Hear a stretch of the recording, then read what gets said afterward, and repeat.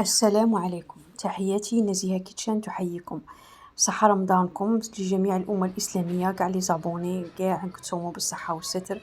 اليوم جيتكم بوصفة تاع المقرود الغني عن التعريف، المقرود التقليدي الأصيل الجزائري، يجي مرمل يجي يدوب في الفم ذوبان.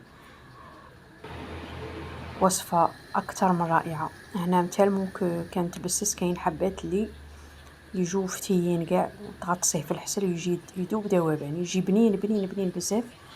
تقدروا ديروه في العيد كما تقدروا ديروه كذلك تفطروا به من تكونوا صايمين، تخدموا كمية مليحة وتفطروا بها. هنايا درت العقدة، كنت ديجا فورتها، درت لها هنايا قليل من درت لها القرفة مغرف، ودرت لها قليل من القرنفل مع الجلجلان، وتديري مغرف كذلك تاع زبدة، وتلمي بماء زهر وتبقي تعجني فيها هذيك لاباط، هذيك العقدة تاع التمر. الذوق تاعها يخرج بنين بزاف. هنايا هذيك العقدة كي ما يكونش عندك الوقت تنجمي تشريها واجده عندك، كي تفوريها تقلعي لها هذوك كي يطحنوهم يخلوا فيهم هذوك لي مورسو هذوك تاع يجوا يابسين، تقلعيهم تاع العلف من يكون هكا هذوك، وهذاك واعر على الدروسه وعلى السنين. الا قد تستحفظي دائما هكا بصباعك تحاولي كاع تنقيه من لا لقيتي كال هذوك الاخر تقلع كيما نقولوا تقلعيهم. وهنايا طريها بماء زهر حتى اللي تحصلي على عجينه. وهنا تستعملي كذلك الزيت، غطسي فيه صباعك بيان سور يكونوا يديك يكونوا نقيين ومغسولين مليح. وهنا ديري دي بودان، هذوك لي بودان استحفظي عليهم ديرهم في سني. هنا على جهه كنت درت الله اكبر السميد تاعي. هنا كنت درت ديجا درت 3 كيلات 3 كيلات سميد متوسط النوعيه في كيلة تاع زبده ناقصه صبع. ديجا فيديو درته سابق، درت العام اللي فات وقبل موراني في عامين ملي درت هذاك الفيديو تاع المقروض. الفيديو كان طويل وهنا عاودته.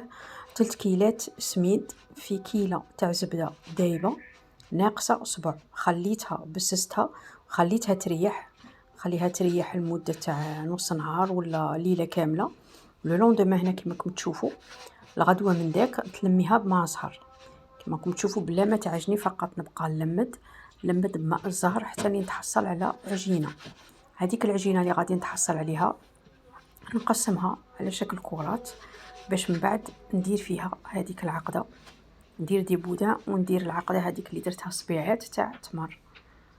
هذه هي الوصفة التقليدية اللي ما فيهاش تعديلات، تقعد كيما هي وصفة تقليدية تاع المقروض ما فيها أي تعديلات، وصفة هي باش الذوق تاعها يبقى. هنايا درت هذوك لي بودان، تحكمي الطابلة تاعك دهنيها بشوية تاع زيت، تكون نقية دهنيها بشوية تاع زيت، وحكمي ديري حفرة في الوسط باش تحفري هذاك النفق، باش تدخلي هذاك لو بودان اللي درتيه تاع تمر كيما راكم تشوفوا.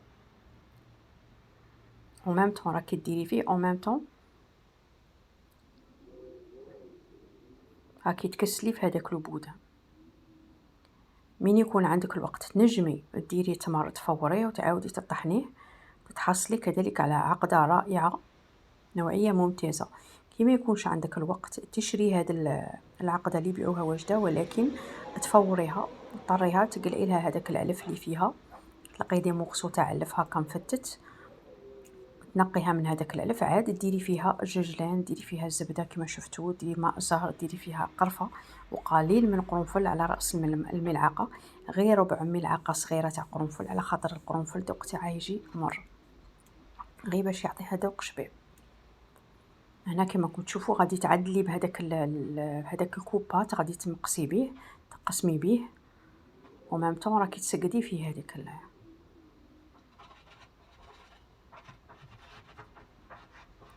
على غردك، وخدمي خدمه شابه ونقيه. هنا كما تشوفوني نعدل فيه، تقسمي هذوك لي مورسو تاوعك حتى اللي وجديهم حطيهم في سني. ومن بعدك هذاك السني على جهه تكوني تحمي الزيت تاعك، في الاول حميه على نار قويه، من بعد نقصي له شويه يكون النار من بعد متوسطه. كما شفتوا هذا هو الشكل تاع والذوق تاعه صدقوني الذوق تاع هذا المقرود يخرج بنين بزاف ويجي يذوب ذوبان. يا حتى اللي تكملي حبة مقروط في رمضان ولا مع فنجان قهوة تسوى الدنيا وما فيها، وتصوموا بالصحة.